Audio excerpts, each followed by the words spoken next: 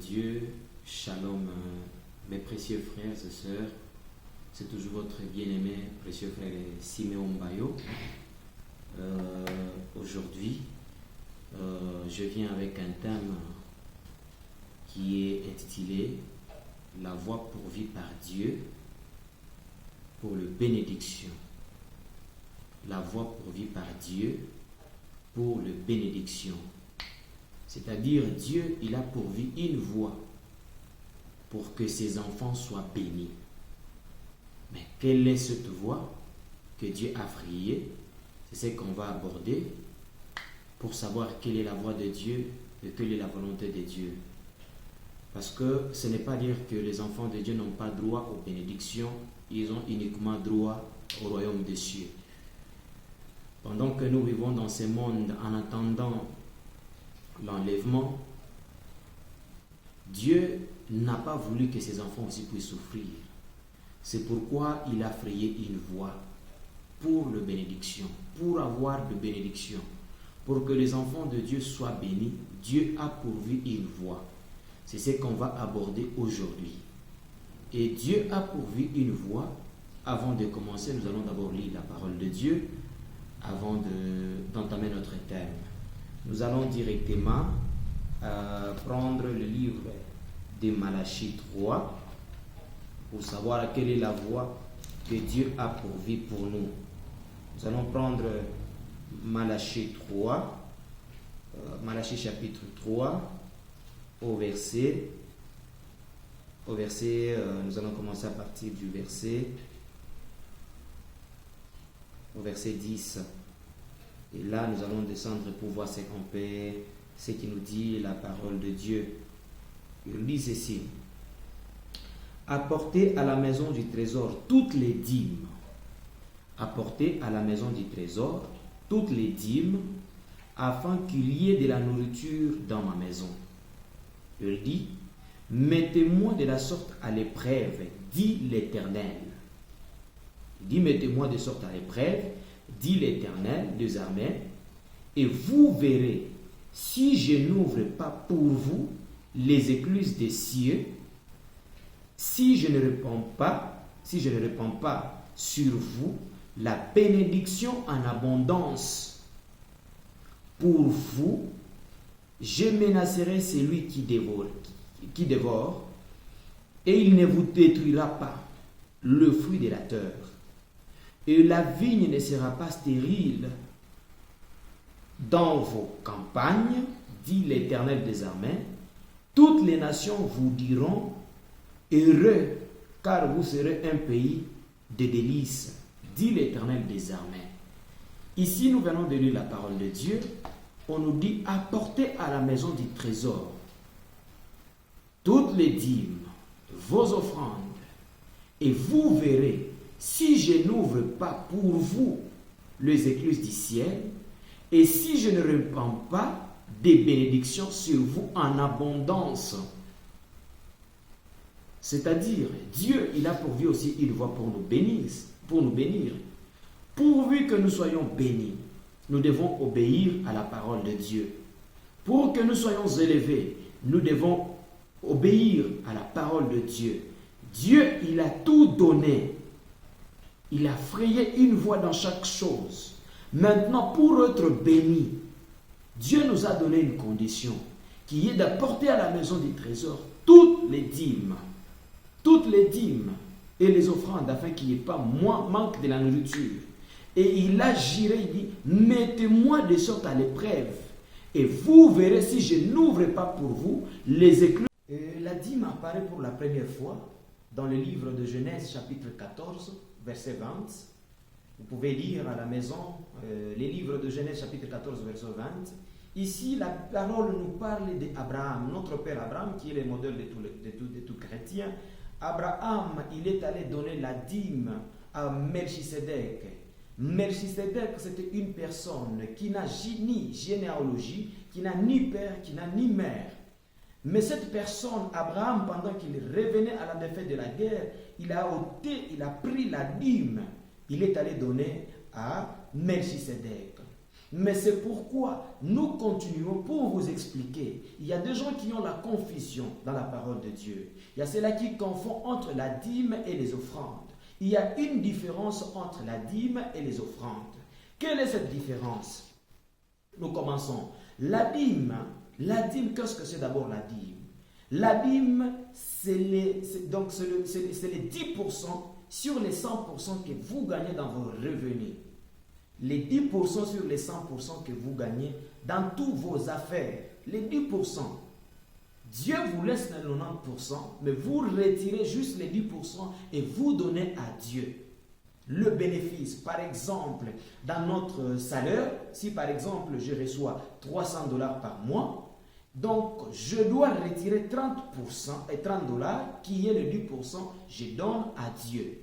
Et je reste avec le $270 comme mon salaire.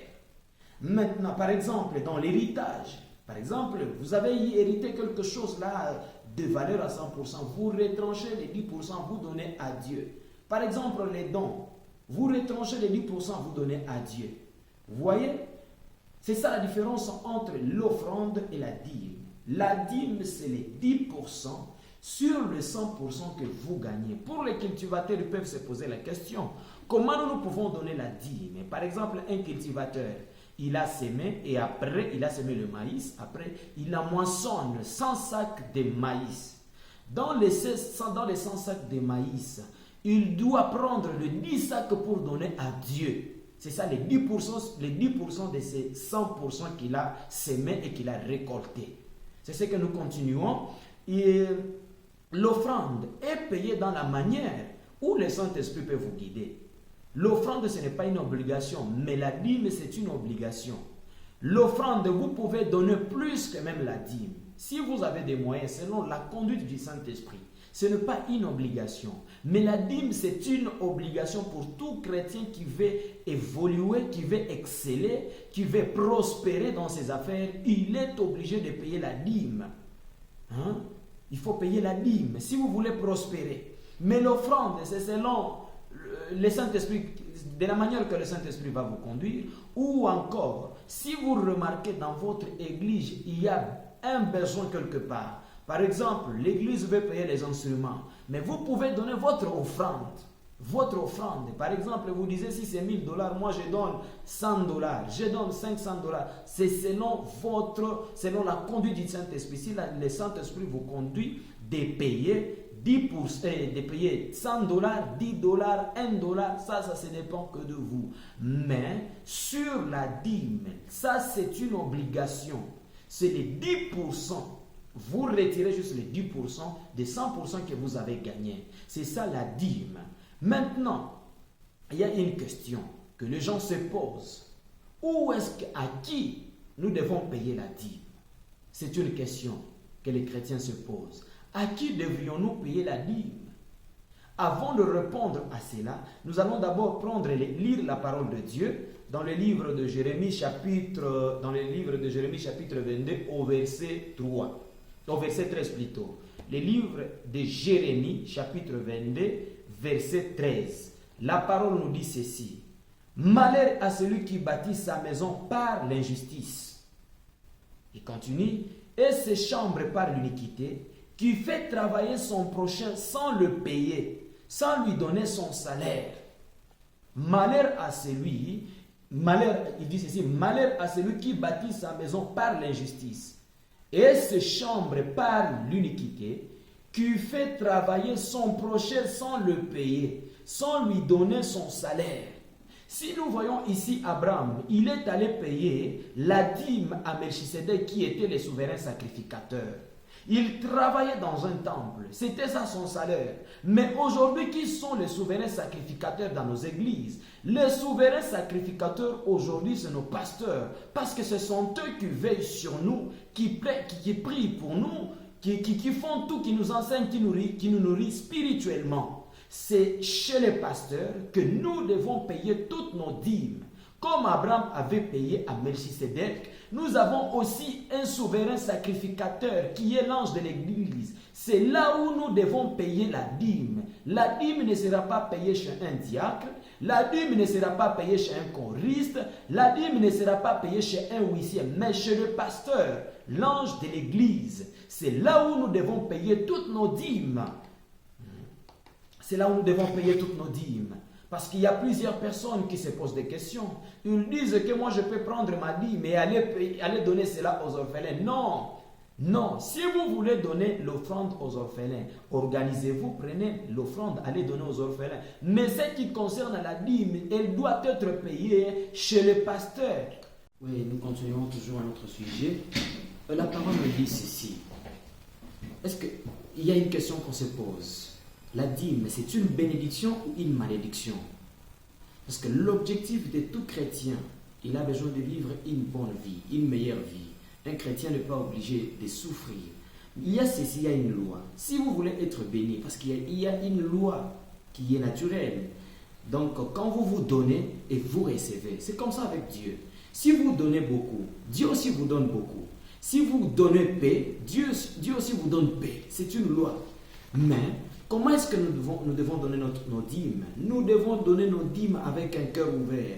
Nous devons donner nos dîmes avec l'obéissance. C'est en obéissant à la parole de Dieu que Dieu voit aussi de quelle manière il peut nous bénir. Il y a certaines personnes, pour donner la dîme, c'est tout un problème.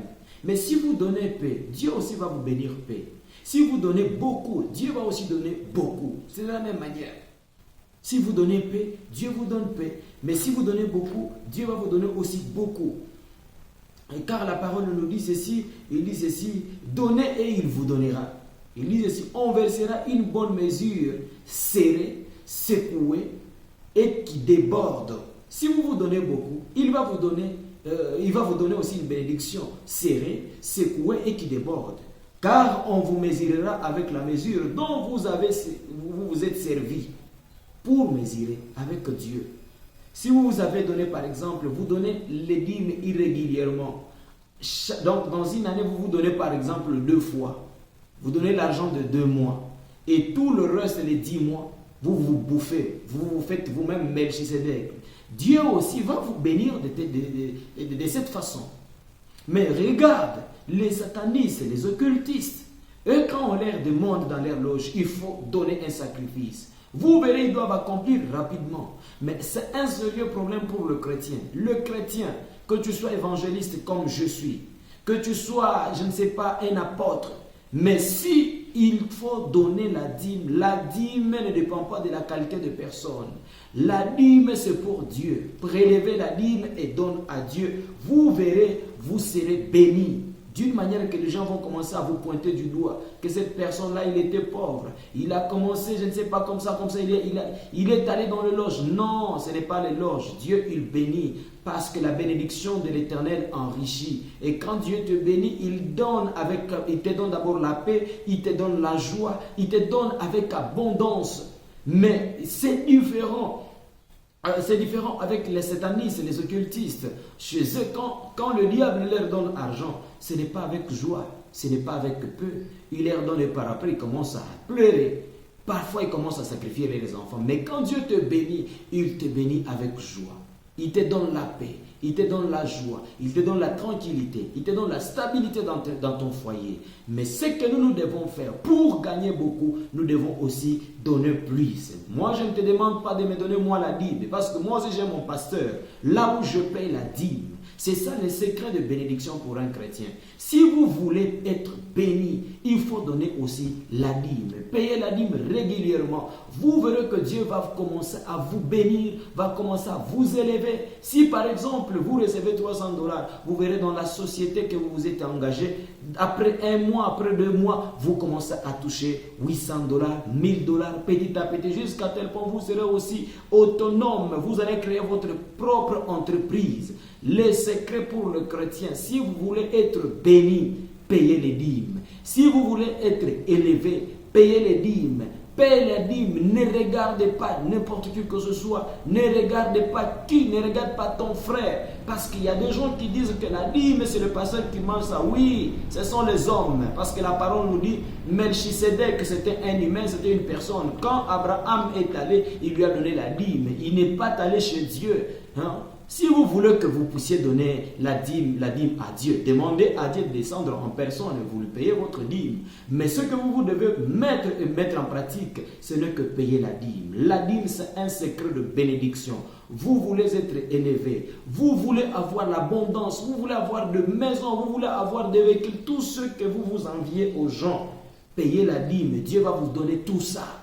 En abondance même, en abondance même. Chez Dieu, il n'y a pas une chose de hasard. Chez Dieu, ça demande juste l'obéissance de la parole. Mais si tu ne sais, quel est le contraire? Si tu ne payes pas la dîme, quel sera ton sort?